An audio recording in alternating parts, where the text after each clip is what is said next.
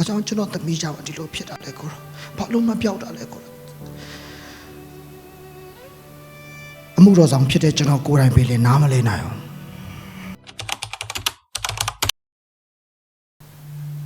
သမီးကိုအရန်ချစ်တယ်အခုတော့တရိရတယ်ဆရာသမီးကိုအရန်ချစ်တယ်အဝါရဲ့ရှိပြောအရန်ချစ်တယ်မိဘတယောက်ဖြစ်လာတဲ့ခါမှာနားလည်သွားတယ်။အော်ငါမိဘလည်းငါအဲ့လောက်ချစ်မှာပဲ။အရန်ချစ်တယ်။ဆရာသမီးကိုဆရာချောလားမချောလားမကြည့်တတ်ဘူး။ဘယ်လိုလဲနော်မိဘတွေအဲ့လိုဖြစ်မယ်နော်။ကိုသားသမီးချောတာလားမချောတာလားမကြည့်တတ်ဘူး။ချစ်တာပဲသိတယ်။ဒါပေမဲ့ဆရာအရန်ချစ်ရတဲ့ဆရာသမီးလေးက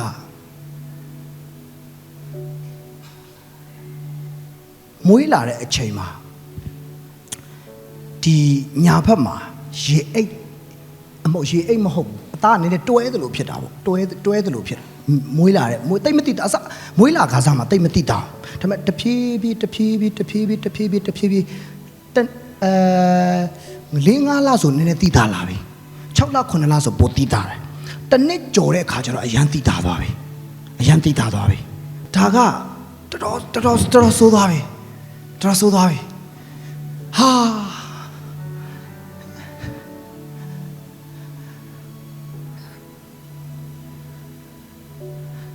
ကျွန်တော်အရန်ချစ်တယ်ကျွန်တော်သမီး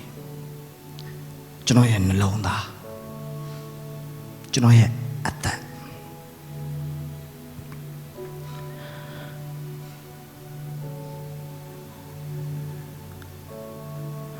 ဖြစ်လာတယ်ကျွန်တော်ဒီကြောင်းလည်းဖြစ်နိုင်တော့အရင်ခဏမပြောချင်ဘူးပြောတိုင်းမှာမခံစားနိုင်ဒါပေမဲ့ဖယားဘုံအတွက်ကျွန်တော်ပြောတယ်ဖြစ်လာတယ်တဖြည်းဖြည်းနဲ့ပိုဆိုးလာပြီးတော့သမီးကဘာဖြစ်လာလဲဆိုတော့လမ်းလျှောက်ရင်နည်းနည်းတော့စောင်းကျင်တယ်ကျွန်တော်အတင်းအုပ်ဆရာဖြစ်တယ်အတင်းတော့ဦးဆောင်နေတယ်မိသားစုလိုက်အတင်းတို့တင်းသားအိမ်တွေကိုတွားပြီးဆိုရင်လူတွေကချက်ချင်းသမီးရဲ့ဒဏ်ရာကိုမြင်တယ်အမြဲတမ်းဘာပြောလဲဆိုဆရာသမီးဘာဖြစ်တာလဲလူပေါင်းများစွာကိုဖြေရတယ်တခါဖြေတိုင်းမှာနာကျင်ရတယ်လူတွေရဲ့အကြည့်ကိုမခံခြင်းဘူးဆရာသမီးကိုဘာလဲဆိုတဲ့အကြည့်နဲ့ကြည့်တယ်ဘာလဲဒီကလေးကဒုက္ခိတလားဒီကလေးဘာဖြစ်တာလဲအဲ့လိုတွေကြည့်တယ်တရက်တော့ဆရာသမီးကိုကြည့်နေရင်းနဲ့ဆရာမျက်ရည်ပေါက်ကြားတယ်။အော်ငါသမီးလေးချောလှလေးမိန်းကလေးဖြစ်တယ်။ကြီးလာမှာမြောင်ကြီးအပြိုလေးဖြစ်လာတဲ့အခါကျရင်ဒီလိုဖြစ်နေ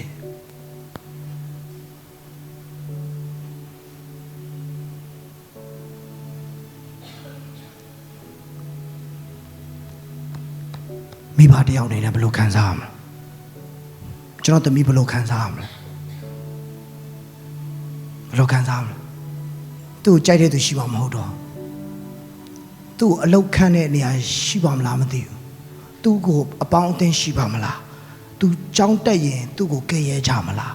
သူ့ကိုပြောင်းကြမလားသူ့ကိုလှောင်ကြမလားသူအစင်ပြေးပါမလားသူအပြင်ထွက်ရဲပါမလားသူအသက်ရှင်ရဲပါမလားအများကြီးတွေးပြီးတော့မှငိုခဲ့ရတဲ့ရက်ပေါင်းများစွာ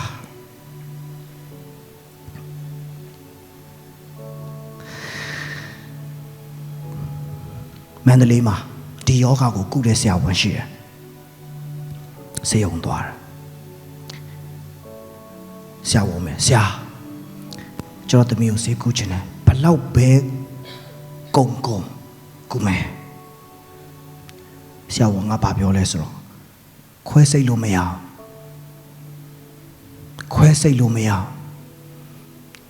အဲ့ဒီအထဲကရေကိုစုပ်ထုတ်မှပဲရမယ်ဟာရတယ်ဆရာစုပ်ထုတ်ဆိုလဲစုပ်ထုတ်ရင်ပျောက်သွားမှာလားမသေးကြဘူးရာခိုင်နှုန်းနည်းတယ်ပျောက်တဲ့သူလည်းနည်းတယ်ပကတိပျောက်သွားတာတော့မရှိဘူး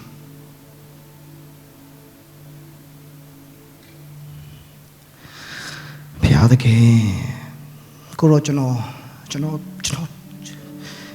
ကိုရောကျွန်တော်တရားဟောနေတာလေကိုရောကျွန်တော်လူတွေကို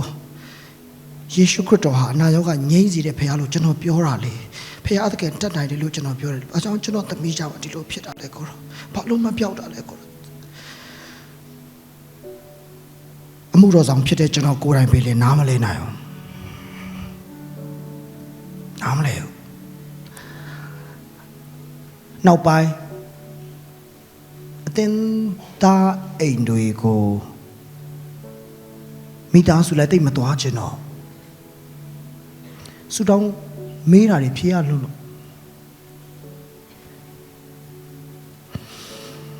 ကိုပြောရင်အမှုတော်ဆောင်မယ်ဒါပေမဲ့တင်းအောင်ဆရာမလုပ်ချင်တော့ကိုအေဝံဂေလိပဲဟောမယ်ကို live ပေါ်နဲ့တရားဟောမယ်ကျွန်တော် live ပေါ်မှာတရားဟော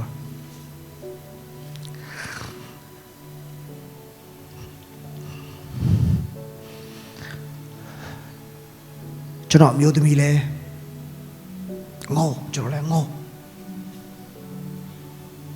မန္တလေးကပူပါပူမလွယ်ဘူး sorry ပါဒါတရက်ကြတော့အတင်းတော်မှာရှိတဲ့အတင်းတော်လူကြီးတွေကပြောတယ်ဆရာထိုင်းသွားပါလားထိုင်းနိုင်ငံသွားဆရာထိုင်းနိုင်ငံသွားထိုင်းမှာစက်ပစ္စည်းတွေကောင်းတယ်ဆရာဝန်တွေလည်းတော်တယ်ဟာကျွန်တော်သွားမယ်ချင်းရိုင်းမှာခုတယ်စေယုံနေအစုံပဲအစုံတစ်ခုကျွန်တော်သွားတယ်စေယုံနေအစုံကျွန်တော်သွားတယ်နော်ဓာတ်ပုံရှိတယ်အေးโอเคဒီမှာဆိုရင်ဒါစေယုံသွားတဲ့အချိန်တော်တော်ဆိုးသွားပြီကြည့်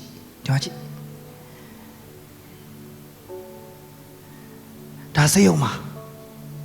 ကျွန်တော်ကူညီတဲ့တင်းအောင်ဆရာမယ်ဆိုင်ရတင်းအောင်ဆရာနိုင်ငံသားဖြစ်တော့နည်းနည်းတော့ခက်တယ်ကျွန်တော်တို့ဒါပေမဲ့ကျွန်တော်စူးစမ်းတယ်နှစ်ပတ်လောက်အားထုတ်ပြီးတဲ့နောက်ပိုင်းမှာဆရာဝန်နဲ့တွေ့ခွင့်ရတယ်ထိုင်းမှာကplastic surgery ဗာလဲ plastic surgery လုပ်လို့ရတယ်မျက်နှာအကုန်လုံးအကုန်ပြုတ်ပြင်လို့ရနှာခေါင်းရှည်နေလားတိုးလို့ရတယ်မေးစိရှည်နေလားတိုးလို့ရတယ်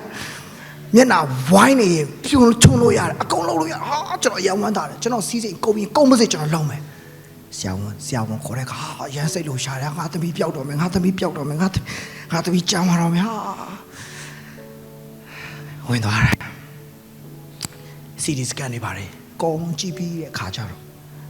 ဆရာဝန်ကဘာပြောလဲဆိုတော့အကိုရေးတဲ့စိတ်တော့မကောင်းပါဘူးတဲ့သမီးကခွဲစိတ်လို့မရဘူးတဲ့ခွဲစိတ်လို့မရဘူးဘာဖြစ်လို့လဲဆရာသူ့ရဲ့ရေတွေကရှာအောက်ထဲကိုဝင်သွားပြီလေဘေးထဲကိုဒီနားလေးမှာရောက်နေပြီဒါအသက်အန္တရာယ်ရှိတယ်ခွဲစိတ်လို့ရှိရင်သိရင်သိနိုင်တယ်အခက်မသိရင်ယူသွားမယ်အခက်မသိရင်ပူလီယိုဖြစ်သွားမယ်ကျွန်တော်မချားချင်အဲ့ဒါမချားချင်ဟာကျွန်တော်မျိုးသမီးဆိုပုံမချားချင်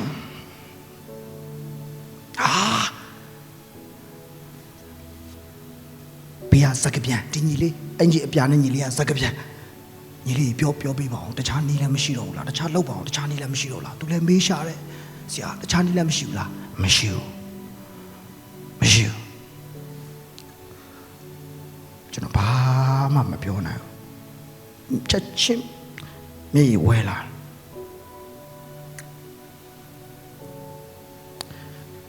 ဂျေစုတင်ပါတယ်ဆရာမနောက်တုံးတစ်ခုစုပ်ထုတ်တဲ့နီလန်တော်ရှိတာစုပ်ထုတ်တာမြန်မာနိုင်ငံမှာလည်းလောက်ခဲ့ပြီးသွားပြီအစစ်မပြေလို့ဒီထိုင်းကိုလာတာဖို့ကောင်းတယ်ဆိုလို့ထိုင်းကိုလာတာစုပ်ထုတ်တာဘယ်လိုစုပ်ထုတ်ရမှာလဲဒီအဲ့ဒီမဲဆိုင်မှာ2 လတစ်ချိန်3 လတစ်ချိန်စုပ်ထုတ်ရမယ်ပျောက်မှလားမသေးချဘူးဟာဒုက္ခပဲ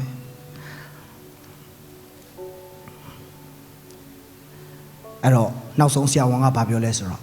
စုပ်ထုတ်တယ်နီလန်ဆရာစုပ်ထုတ်တယ်ဆိုရင်မြန်မာပြည်မှာလည်းကျွန်တော်စုပ်ထုတ်တာပဲထိုင်းမှာလည်းစုပ်ထုတ်တာပဲဘာကွာလဲအတူတူပဲထင်တယ်အတူတူဆိုဘာလို့တော့မလဲထိုင်းမှာတော့ဒုက္ခခံပြီးတော့ကျွန်တော်ဘယ်နေတော့မလဲချက်ချင်းပဲမိမောင်ရှာမအစင်ကိုဆွဲပြီးမိမကြီးလာတကားဖွင့်လိုက်တဲ့အချိန်မှာတမီးကစော့ရဲနဲ့လမ်းသွားတယ်အဲ့လိုဖြစ်သွားတယ်ဟာအဲ့ဒီအပေါက်ဘွားမှာပဲခွေတဲသွားခြင်းတမီးကိုကြည့်ပြီးတော့ ကျွန်တော်မှာပတ်စံရှိတယ်ဘာမှမတတ်နိုင်ဘာမှမတတ်နိုင်ဘာမှမလုပ်နိုင်လင်မယားနှစ်ယောက်ဆေးရုံကနေပြန်လာတယ်လက်ကိုင်းပြီးတော့မှစကားတခေါမှမပြောဖြစ်ဘူးတိတ်ဆိတ်ကားပေါ်မှာကိုင်း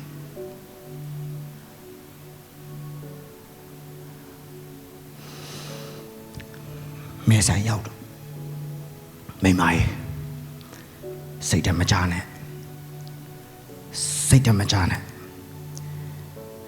ငါတို့ကိုးကွယ်တဲ့ဘုရားအသက်ရှင်တယ်ငါတို့ကိုးကွယ်တဲ့ဘုရားကမဖြစ်နိုင်တဲ့အချိန်မှာမဖြစ်နိုင်တဲ့ຢာကိုဖြစ်စေနိုင်စိတ်တမကြနဲ့စိတ်တမကြနဲ့စိတ်တမကြနဲ့မိမစိတ်တမကြနဲ့ပြောရင်တော့ငိုတယ်ပြောရင်ငိုတယ်အဲ့ဒီအချိန်မှာနှုတ်ကပတ်တော်ကျွန်တော်ခေါင်းထဲရောက်လာတယ်ပြေစောမင်းဘာတွေကြောက်နေတာလဲမင်းတင်းဦးစရာဖြစ်ပြီးတော့မင်းဒါတော့မယုံရဲဘူးလားဝန်ခံပါရောက်လာတဲ့စကားနော်ဝန်ခံပါဆုတောင်းပါမဟုတ်တော့ဆုတောင်းပါမဟုတ်တော့ဝန်ခံပါဟာကျွန်တော်တင်းဆို notice ပွင့်တယ်လို့ပွင့်သွားတယ်ဟာဟုတ်တာပဲဟာနဲ့ရှာမအစီကိုပြောပြီးတော့မှမိမကြီးငါတို့အခုကစပြီးတော့ငါတို့သမီးကိုငါတို့မြင်တဲ့အမြင်ပြောင်းရအောင်ငါတို့သမီးကိုပြောတဲ့စကားလုံးပြောင်းရအောင်ငါတို့သမီးကိုယောဂတယ်လို့မမြင်နဲ့တော့ငါတို့သမီးကိုခွဲစိတ်လို့မရဘူးလို့မမြင်နဲ့တော့အခုကစပြီးတော့ငါတို့သမီးကိုလုံးဝပျောက်ကင်းပြီဆိုတာကိုငါတို့ဝန်ခံရအောင်စုမတောင်းတော့ဘူးဝန်ခံရအောင်ဒါနဲ့ပဲဘာလုပ်လဲဆိုတော့ကားမောင်းနေတဲ့သမီးကိုတွေ့ရင်လက်ကစီရတစ်ဖက်ကစီရတိုင်းကိုင်းတစ်ဖက်ကယေရှုနာမနဲ့ပျောက်ပြီဖြစ်လို့ယေရှုတင်တယ်ထမင်းစားတဲ့ချိန်ဘုရားသခင်သမီးကိုပျောက်သွားပြီဖြစ်လို့ယေရှုတင်တယ်မနဲ့အဲ့အနိုးလာတယ်အဲ့ကျွန်တော်နိုးတဲ့ချက်သမီးကမနိုးသေးဘူးပျောက်ကင်းပြီဖြစ်လို့ယေရှုတင်တယ်ကောင်းကောင်းလည်းအိတ်မပြောပါဘူးတရင်နိုးလာတယ်သမီးကိုပျောက်ကင်းပြီဖြစ်လို့ယေရှုတင်တယ်ပျောက်ကင်းပြီဖြစ်လို့ယေရှုတင်တယ်ပျောက်ကင်းပြီဖြစ်လို့ယေရှုတင်တယ်ပျောက်ကင်းပြီဖြစ်လို့ယေရှုတင်တယ်လှပြီဖြစ်လို့ယေရှုတင်တယ်ပျောက်သွားပြီဖြစ်လို့ယေရှုတင်တယ်အချိန်မောင်းများစွာဝန်ခံနေတဲ့ကျွန်တော်သွားတယ်မန္တလေးအတင်းတော့ပြန်ရောက်သွားတယ်အတင်းတို့တင်တာအားလုံးကငါတို့ဆရာပြန်လာပြီဘာဆရာထူးခြားလားသိချင်ကြတယ်သမီးယောဂမပြောက်သမီးလေးကိုကျွန်တော်ခေါ်ပြီးတော့မှပလင်ပေါ်မှာအခုလိုပဲသမီးကိုချီပြီးတော့မှကျွန်တော်တက်သေးခံတယ်တင်းတို့တင်သားများအားလုံးဆုတောင်းပေးလို့အရင်ကျေးဇူးတင်ပါတယ်ကျွန်တော်သမီးကထိုင်းနိုင်ငံမှာမပြောက်ခဲ့ဘူးဒါပေမဲ့ကျွန်တော်ယုံတယ်ကျွန်တော်တက်တည်ပြန်ခံရအောင်မယ်ကျွန်တော်သမီးရေအိတ်လုံးဝပကတိတေချာပေါက်မကြခင်ပျောက်ကင်းသွားလိမ့်မယ်ကျွန်တော်ဝန်ခံရင်နဲ့ဖြတ်တန်းရင်3ပတ်လောက်ကြာတဲ့အခါမှာဆရာမအစင်ကအဝယောက်ျားနင့်သမီးကိုကြည့်ပါအောင်ရေအိတ်ကမရှိတော့တလို့ပဲနော်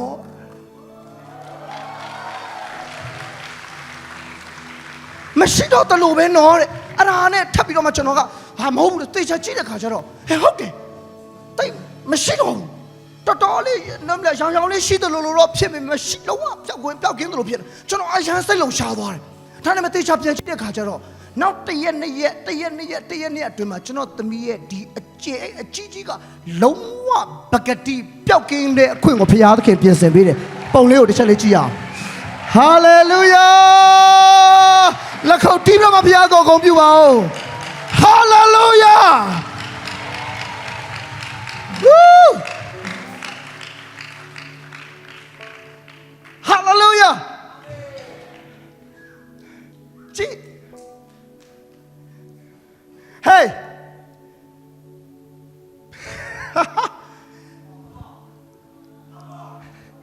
ဆရာဝန်တွေရဲ့စကလုံးမှာဆုံးဖြတ်ချက်ကဖြစ်နေတာမဟုတ်သင်ဘလောက်ထိမျော်လင့်တယ်လဲသင်ဘလောက်ထိယုံကြည်တယ်လဲသင်ဘလောက်ထိဝန်ခံတယ်လဲအဲ့ဒီအရာပေါ်မှာဘုရားသခင်အလုပ်လုပ်တယ်ဟာလေလုယာဝူး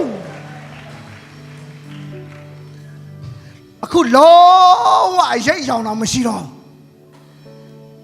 ဆရာဝန်စီပြန်သွားတယ်မန္တလေးဆရာဝန်စီသွားတော့ ကုန်လုံးကသူ့မှတ်မိနေတာလေနက်စမာတွေပါကြီးအမှတ်မိပြီးတော့ဟဲ့ဟိုတယောက်ရှင်းဘယ်ရောက်သွားလဲဟာထိုင်းနိုင်ငံမှာကုခဲ့တယ်နဲ့တူတယ်ကျွန်တော်ပြောတယ်ဘယ်မှမကုခဲ့ဘူးဆရာ